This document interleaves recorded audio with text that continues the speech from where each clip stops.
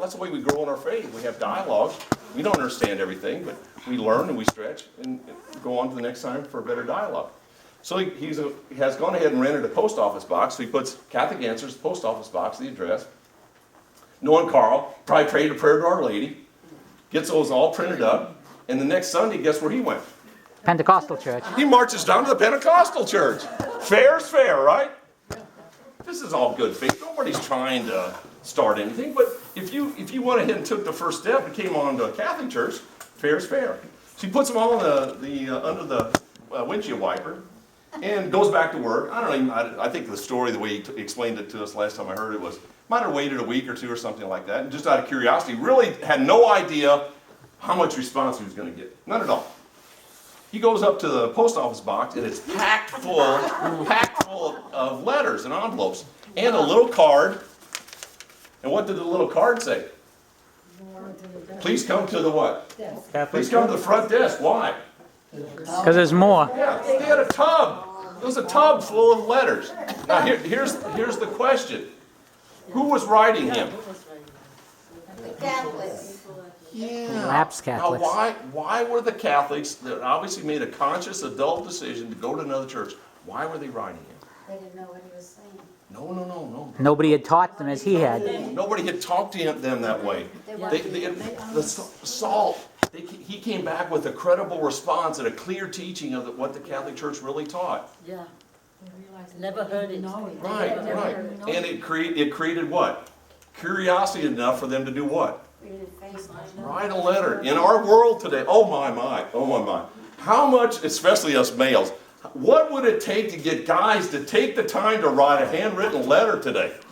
And you wives, don't get on your husband's side. Well, you never write me a letter anymore. And Mr. Leagures was here today.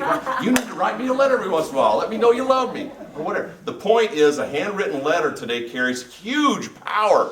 Nobody does it anymore. Our lives are shackled to this device. They don't even know how to write. Well, yeah, I use this a lot too, but at the end of the day, handwritten letter.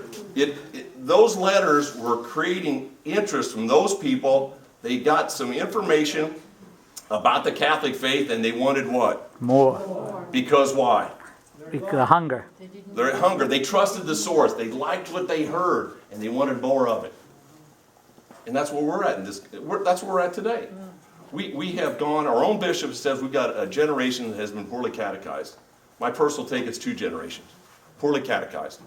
Is in reference here, nationwide we've got 25% of Catholics attending Mass every Sunday. Now in our diocese it's a little bit more. We're at 41.6%. Well, whoopie-doo. That may mean 6 out of 10 aren't coming to Mass for some reason. A whole bunch of reasons. A lot of stuff to work on. But what we can work on is their own catechesis. Right? We can work on that. And I'm going to show you how when we finish up here. So that's a good story. It teaches us that people, I'm convinced that the people in America that are not coming to Mass on Sunday have not permanently written off Jesus Christ, have not permanently written off the Catholic Church. We just have to find, through the power of the Holy Spirit, more creative ways to reach out and touch their heart. And I understand that. Some of them are going to be harder than others, absolutely. Some of them are going to be more challenging. Some of them are going to have to pray for more, right? But watch what happens here in a little bit. I'm going to get this in before I miss this. Watch what happens just with this group here today. Jesus, a lot of times, would multiply things to demonstrate the power he had in front of people. He would take something. He didn't need to have anything, but he would take something and multiply it. A very good example we're all familiar with is the little boy's lunch. The disciples are all worried and anxious. What are we going to do to feed all these people? Jesus said, well, what do you have? He said, well, we got this little boy's lunch. So we'll bring it over here. And set the people down in groups of how many? 50. Which biblical scholars argue, if you're a Catholic, they would argue that's a way of taking interpretation of how the future churches are going to be assembled in groups. That's what some scholars say. But watch what happens. He takes the little boy's lunch, multiplies it, feeds all of them, and there's scraps of bread left over, right? So, if each one of you can reach out and touch 2 more people, watch how quickly multiplication, the power of multiplication. 1, 2, 4, 8, 16, 32, 64, 128, 256, 512, 1,024, 2,048, 4,000, and on and on and on. Very quickly. So we sit there and say, well, we're so few here today. You are a huge number. Huge number. Now, I'm just getting the high sign for 5 minutes. Let me finish up with this. I want to know how many of you are currently signed up for an hour of Eucharistic adoration. Okay. What I'm asking you to do is, let's go see if there's anything else I wanted to touch on here. There's some really good resources at the bottom of page 2 on the website if you're somebody wants to look up. This is not an exhaustive list. The realpresence.org is awesome. Missionaries of the Blessed Sacrament, Plattsburgh, New York is awesome. High school, college students have one tailored just for them, Adoration U. If you're homebound, the www.savior.org is awesome. The materials from our Sunday Visitor are awesome. And then a couple of reliable resources at the bottom. Just a couple things to leave you with today. Tim Staples, anybody know who Tim Staples is? Tim Staples is the head apologist. What's an apologist? The old joke is, does he or she go around and apologize for being Catholic? No. The word apologist means a defender, someone who defends the faith. Tim Staples goes all around the country and says this: if you can explain one thing, only one thing well about the Catholic faith, what should it be? The Eucharist. If you can explain one thing and only one thing well about the Catholic faith, Peter, what is it? Eucharist. According to a survey from Our Sunday Visitor, the number one reason lapsed Catholics come back to the Catholic faith is what, Peter? The Eucharist. The lapsed Catholic, 30 million lapsed Catholic in the United States alone. That's more than the Methodist, Presbyterians, and the Lutherans combined. Lapsed Catholics. Big challenge ahead of us. Huge challenge. Answer, solution / to the problem is what, Ray? Perpetual Eucharistic adoration. Okay, I think I got 2 minutes left yet. Let me leave you with this. If you are having any reservations about taking an hour, for instance, what do I do during that? There was apparently a very poor farmer that would come in during the time of St. John Vianney. He would come into the chapel, he'd sit there, the priest would never hear him saying anything. So one day out of curiosity, he asked him, when you come into the chapel, what do?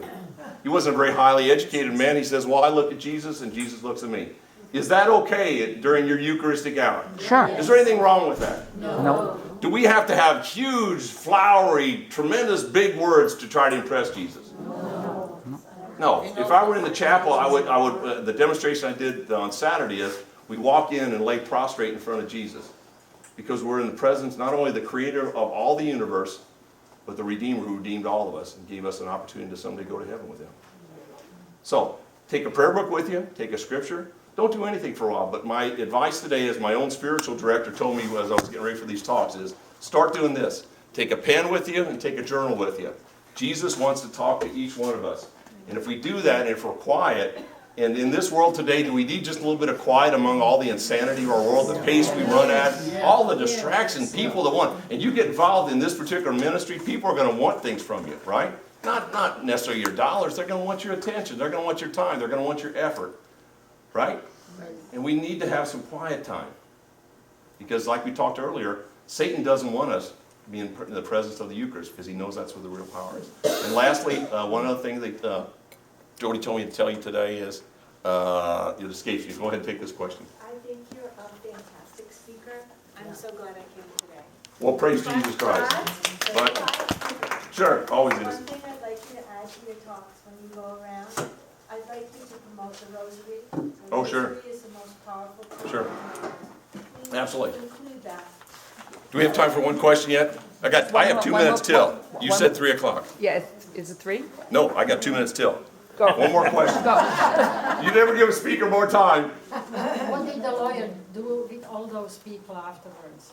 Well, I'd like to think Carl would have taken the time and wrote them a note. Does anybody know what are the 3 most popular radio shows in the country on EWTN? Catholic Answers. Catholic Answer has been popular for years. The new show, Jerry and Debbie at noon, Yep. and the Sunrise Morning Show. Catholic Answers Live is engaging, it's vibrant, and all of us have questions, and we want a safe place to go ask those questions, right? I have one. Go ahead, Roll. I did something very similar. I was invited to go to a Baptist church, Oh, and they had a so-called biblical scholar from Jerusalem coming oh, in. wow. And it was nothing but Catholic bashing. Oh, sure. Yeah. But I wrote everything down, Right. and I have answers for everything. Right. I'm just wondering, maybe I should do what he did and answer all the questions and put them on the windshields at the church. Well, all I would ask is, you gotta be very careful. Things are different now. And if you go on their territory, pray about it is what I'm saying. Pray about it, because the windshield wiper in our neck of the woods has gotten a little bit of disfavor, because what happens, people pull them off, then the wind blows with littering. But I like the idea. I would just ask for some advice from your pastor or your priest before you go do that. I mentioned it to him, he Yeah, gave me a it's response. a little bit dicey. But here's one other thing about to leave with. Folks, if someone asks you a question about Jesus Christ or about the faith, and you don't know, what should you say? I'll look it Back up. to you. No, first. If you don't know, what should you say? I don't I know. don't know. Real loud, I don't, I don't know. but, I'll find out, and and I'll get back to you. And when we say that, we have to take it just as serious as when we say cavalierly or nonchalantly, I will pray for you. When we say that, we have to what? Mean it. We have to do it. We do a tremendous disservice to Jesus Christ. If you can't do it, don't say anything. Just say, God be with you. But don't say we're going to pray for somebody. And Jesus is entitled to much more respect than that. And with that, God bless you all. If you're not signed up, please prayerfully consider for signing up an hour. Folks, I'm absolutely convinced I would not take my time or resources to come here if I really didn't believe Eucharistic Adoration is by far perhaps the best thing that's going on in the Catholic Church today. Praise be Jesus Christ. Amen.